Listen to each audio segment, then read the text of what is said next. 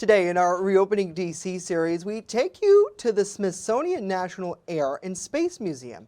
But if you're thinking of the location in downtown Washington, you'll want to think again.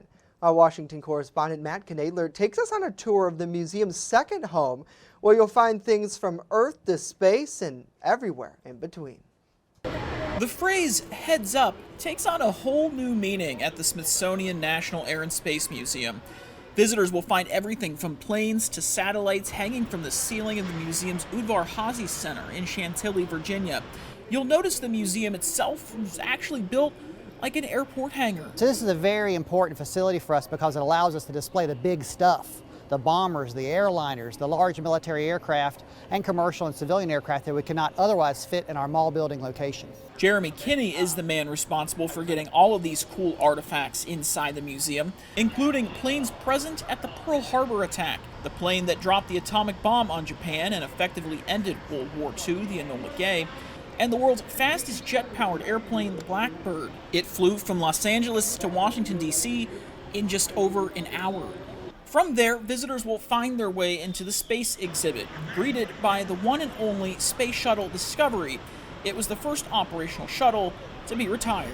So a lot of these objects reflect, World War II, where they're collected as technical objects, in the heat of battle.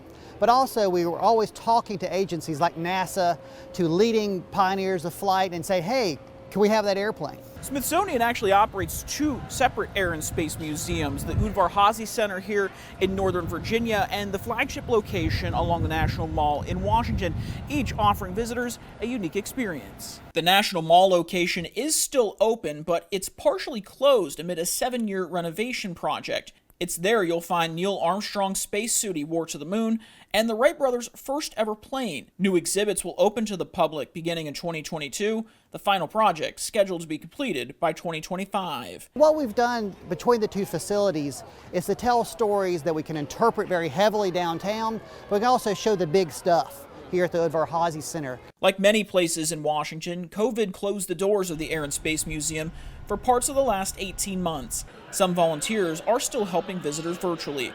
The pandemic also slowed down renovation work on the National Mall location, but Kinney tells us attendance is, shall we say, taking off once again. Well, the National Air and Space Museum documents the history of flight in and out the atmosphere. And it's primarily for the United States, but also it's a world story. In Washington, Matt Knadler reporting. Matt, thank you. Really cool.